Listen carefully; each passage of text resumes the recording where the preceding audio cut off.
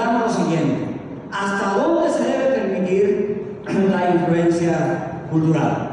¿Hasta dónde?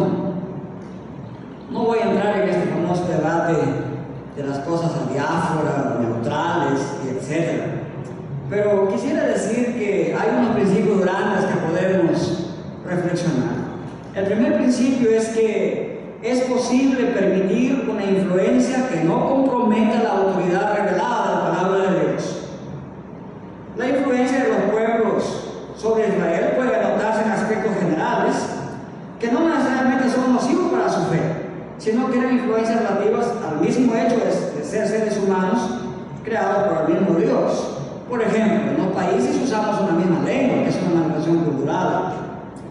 Esta influencia puede verse, por ejemplo, en las similitudes en aspectos literarios, formales.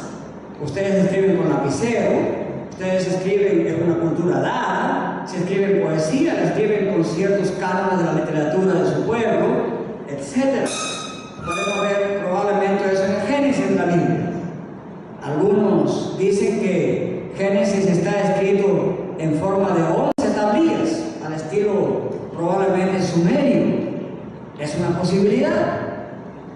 En cada una de esas tablillas empezaría con este encabezamiento: estas son las generaciones de la fórmula Toledot en el idioma hebreo. Y podríamos decir también que la literatura pactual en el Antiguo Testamento es muy probable que tenga la estructura de los pactos que se usaban en la cultura hitita. Aunque no se puede decir 100% que esa sea la verdad, examinando la literatura antigua y los manuscritos antiguos hay ciertas similitudes. Pero eso no compromete la autoridad revelada de Dios. Por ejemplo, eso podríamos decir que no tendríamos problema con eso. Pero podríamos preguntarnos: ¿puede, por ejemplo, un cristiano copiar el estilo de vida corrupto de la empleocracia pública latinoamericana, de trabajar menos y procurar recibir más? La respuesta sería no, ¿verdad? ¿Debe un profesor cristiano copiar el estilo perezoso de maestros que no preparan su clase tal como establecen las normas pedagógicas cristianas? Tampoco, ¿verdad? Porque si lo hacemos, seríamos tan deshonestos como los no cristianos, y por lo tanto ya no haríamos nuestro trabajo como para la gloria de Dios. Ese es el principio que está en juego ahí, ¿verdad? No como para el ojo del hombre, sino como para el ojo de Dios. Si yo soy estudiante cristiano, tanto del bachillerato, nosotros llamamos secundaria, o como de la universidad, o como college, que le llaman algunos de ustedes, ¿podría un estudiante cristiano plagiar un trabajo en internet sin dar crédito a sus autores y presentarlo como suyo? La respuesta es por supuesto que no.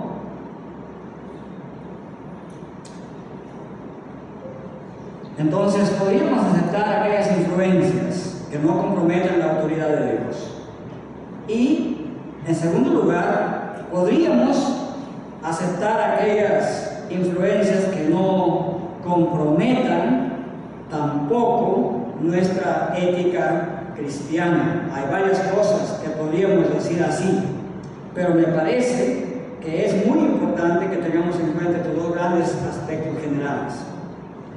Y aquí quisiera hablar entonces, eso es lo negativo. ¿Cuál sería nuestra actitud? Muy bien, me quedan como 10 minutos. Voy a usar 5 más. Me parece que el tema de la contextualización es un tema que los reformados no hemos debatido suficientemente. Y hay que reconocer que los evangélicos en general llevan la batuta en este debate. Pero algo de esto quería decir. Quería decir que cuando los reformados tratamos con la cultura, debemos asumir una posición de contextualización crítica. Y hay 5 pasos que podemos practicar para implementar esta contextualización crítica. Primero, como teólogos y como iglesia, debemos hacer una exégesis de la cultura. Es decir, el pastor en su trabajo pastoral tiene que liderar a su consistorio, a su congregación, a través de la enseñanza, para entender la cultura donde viven. Y esto no solamente para misioneros extranjeros, para nosotros mismos los nativos tenemos que entender la cultura, hacer una interpretación de la cultura y saber con la mayor precisión que sea posible qué elementos de la cultura están en choque o contradicción con el cristianismo bíblico. Es importante tomar conciencia de eso. En segundo lugar, en ese trabajo pastoral hay que hacer un exégesis de la escritura respecto de esos temas que están en choque con la escritura. Hay que tener conciencia de eso. ¿Qué dice la Biblia sobre esos temas? Y en tercer lugar, hay que formular las respuestas críticas, evaluando costumbres pasadas de nuestros hermanos y de nosotros mismos a la luz de ese nuevo entendimiento de la palabra de Dios. Y en cuarto lugar, tenemos que desarrollar ciertas prácticas en base a la autoridad de la palabra de Dios. Y siempre hay que preguntarse, antes de introducir una práctica en la iglesia de Jesucristo, ¿esta práctica tiene fundamento en la palabra de Dios? Y aquí la confesión de fe nos da ciertas pautas sobre este tema. Y finalmente, tenemos que hacer un esfuerzo consciente y deliberado como pastores, como consistorios y como congregación, de mantener a raya el sincretismo. Porque es bien fácil caer en prácticas sincretistas. Hay varias cosas que quería decir aquí. Ahí tengo un video que he tomado del hermano Paul Washer, porque es uno de los más suaves críticos del paganismo en América Latina. Él trabajó en el Perú por mucho tiempo. No lo vamos a presentar por razones de tiempo, pero quería adelantar qué temas pastorales nos toca tratar en esta próxima década para poder entender el paganismo y mantenerlo a raya dentro de las iglesias reformadas para que no se meta como pretenden meterse. Creo que tenemos que debatir suficientemente la cuestión de las opciones sexuales modernas y posmodernas para que nuestros hermanos en Cristo no se dejen engañar por este movimiento muy fuerte pro homosexualismo en América Latina. En segundo lugar, tenemos que evaluar las famosas modas culturales. Aquí entran varias cosas como los bailes cristianos, las danzas cristianas, ese tema de que los billetes hablan, de lo cual vamos a ver más adelante sobre ese tema en la otra conferencia.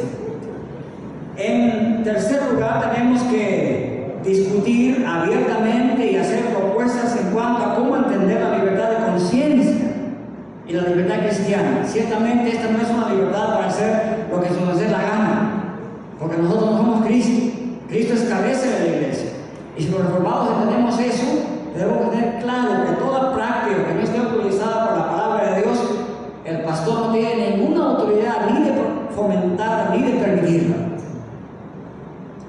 Y en cuarto lugar, tenemos que estudiar más a fondo ese tema de Cristo y la cultura. Esa relación que se ha estudiado desde siglos, desde los primeros tratados de los teólogos cristianos del siglo II, III hasta el día de hoy. ¿Cómo debe ser esa relación? Y tomar una posición completamente proactiva en saber valorar algunos aspectos de la cultura como la amabilidad, como la cortesía y el respeto que hay en algunas culturas latinas, la alegría de algunas culturas latinas, pero todos estos aspectos culturales mantenerlos a raya mediante una clara exégesis y guía de la palabra de Dios. Porque vale la pena preguntarnos, ¿qué comunión hay entre los hijos de Dios y los hijos del mundo, según Juan 2:15? ¿Qué significa estar en el mundo, pero no ser del mundo? Ambas preguntas deben responderse en términos de que en estos pasajes la lealtad del creyente está siendo dirigida por Cristo completamente hacia su nuevo orden, hacia la eternidad, en vez de poner el énfasis en las cosas temporales. Recuerden a esos discípulos de Cristo cuando estaban cerca del templo y dicen: Jesús, mira, en otras palabras, la hermosura de la arquitectura de este templo. Y Jesús pone en contraste lo eterno y lo temporal. Y les dice: ustedes veis todo eso, ciertamente no quedará piedra sobre piedra que no sea derribada. ¿Acaso Cristo no tiene valor por lo estético? ¿O acaso Cristo no valora el arte y la arquitectura? Por supuesto que no. Lo que Cristo está haciendo es que el énfasis de la nueva criatura está en este nuevo orden, está puesto en la eternidad y no es prisionero de las cosas temporales, aunque éstas pretendan ser culturales. Muchas gracias.